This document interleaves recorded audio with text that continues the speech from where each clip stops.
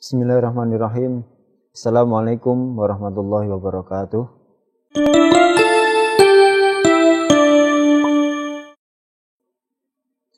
Baik anak-anak kelas 5, kita kembali ke mata pelajaran sejarah kebudayaan Islam bab 6. Ini kita akan belajar nilai-nilai kepemimpinan Khalifah Abu Bakar As-Siddiq. Apa saja teladan Khalifah Abu Bakar As-Siddiq sebagai sahabat dan khalifah? Ya. Kita akan belajar tentang biografi Abu Bakar As-Siddiq, keutamaan Abu Bakar As-Siddiq, prestasi Khalifah Abu Bakar As-Siddiq.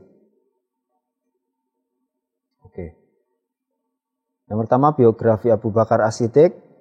Abu Bakar dilahirkan pada tahun 573 Masehi dari lingkungan suku Quraisy. Bernama lengkap Abdullah bin Abi Quhafah bin Utsman bin Amr bin Taim bin Murrah bin Ka'ab bin Lu'ay bin Ghalib bin Fihr At-Taimi Al-Quraisy. Silsilah Abu Bakar As-Siddiq dengan Nabi Muhammad SAW bertemu pada Murrah bin Ka'ab.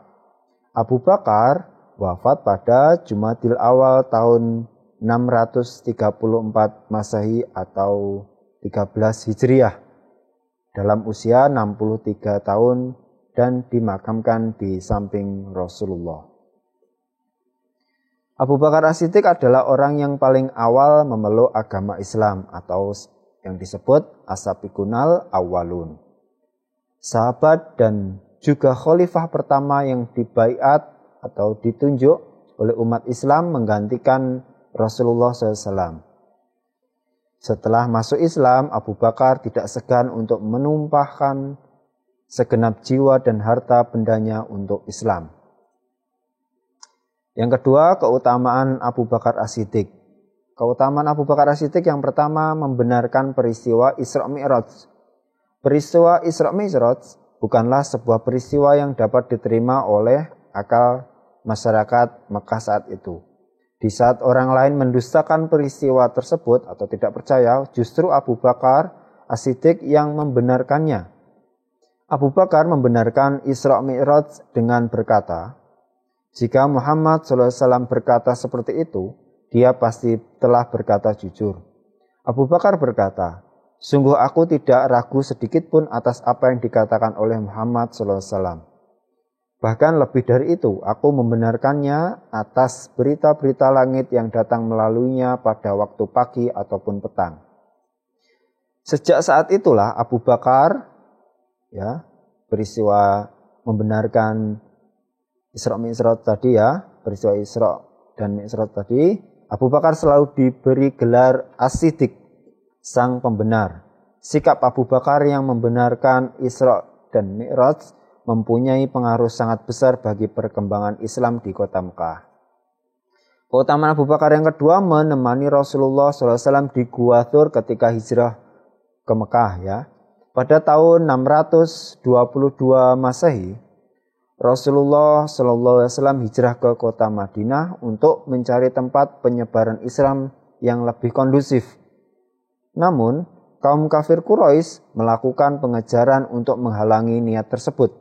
Dalam kondisi terdesak, Rasulullah SAW dan Abu Bakar memilih masuk ke Gua Thur agar atas petunjuk yang diberikan Allah SWT melalui malaikat Jibril.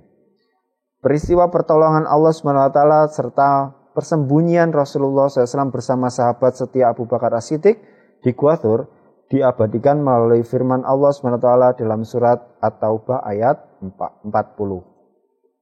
Keutamaan yang ketiga, keutamaan Abu Bakar As-Siddiq menyerahkan seluruh harta untuk jihad.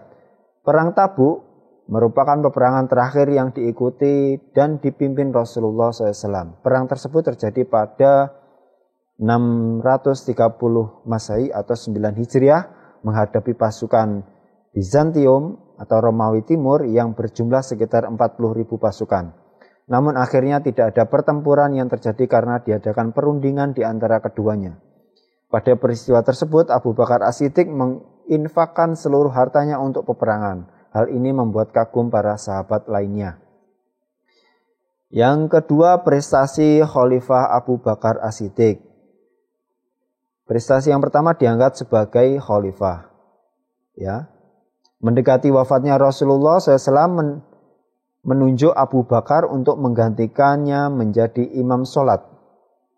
Ya, ketika Nabi sakit ya. Nabi SAW sakit. Hal ini mengisyaratkan bahwa Abu Bakar As-Siddiq pada suatu saat nanti akan menggantikan Rasulullah SAW dalam memimpin kaum muslimin setelah wafatnya Rasulullah SAW.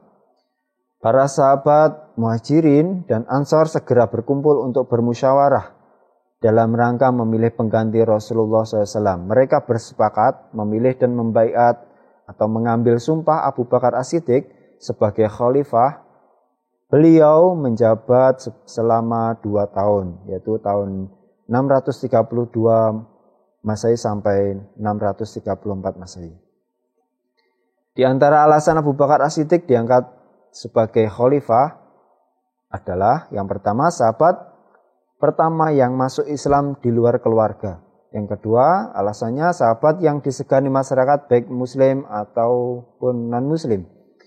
Yang ketiga, sahabat yang setia menemani hijrah Rasulullah SAW ke Madinah.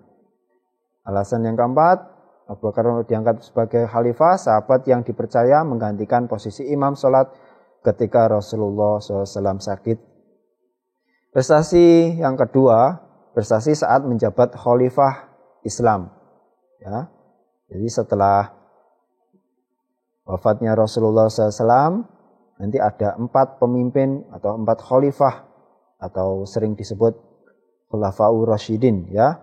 Yang pertama ini Abu Bakar. Prestasi saat menjabat khalifah Islam, yang pertama prestasi Abu Bakar As-Siddiq memberantas kelompok murtad. Khalifah Abu Bakar As-Siddiq melakukan pemberantasan kepada kelompok yang murtad dalam perang Riddah. Ya, yang kedua, menertibkan kelompok ingkar zakat. Setelah Rasulullah SAW wafat, sebagian umat Islam merasa tidak perlu lagi berkewajiban mengeluarkan zakat.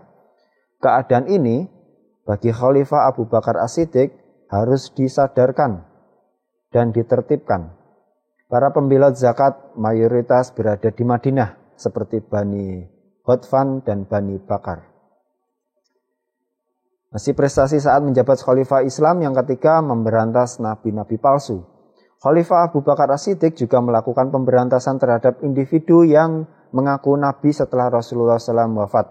Nama-nama tersebut atau nama nabi palsu tersebut yaitu Musailamah Al-Kadzab dari Bani Hanifah.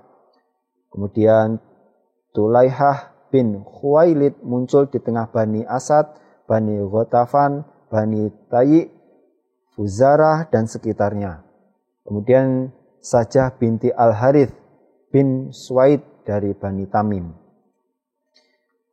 Prestasi saat menjabat khalifah yang keempat, membukukan Al-Quran. Umar bin Khattab merasa khawatir setelah umat Islam kehilangan lebih dari 70 muslim penghafal Al-Quran atau hafiz yang gugur pada perang Yamamah melawan Musailamah Al-Kadzab. Umar bin Khattab mengusulkan kepada Abu Bakar As-Siddiq untuk membukukan Al-Quran.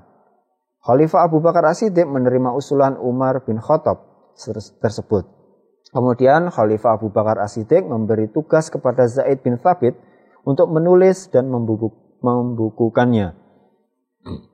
Prestasi yang kelima, saat menjabat Khalifah Islam, Abu Bakar As-Siddiq memperluas wilayah Islam. Pada bulan Muharram tahun 12 Hijriah atau 633 Masehi, Khalifah Abu Bakar As-Siddiq dapat menaklukkan Persia. Beliau menunjuk 2 panglima, yaitu Musanna bin Harithah dan Khalid bin Walid. Kemudian Khalifah Abu Bakar juga berusaha menundukkan kerajaan Romawi dengan membentuk 4 pasukan. Ya, alhamdulillahirabbil alamin. Pada bab ke-6 ini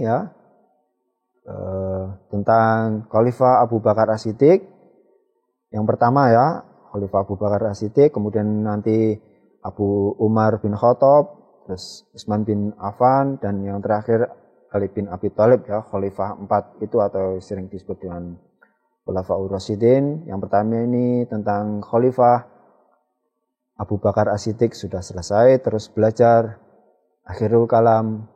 Assalamualaikum warahmatullahi wabarakatuh.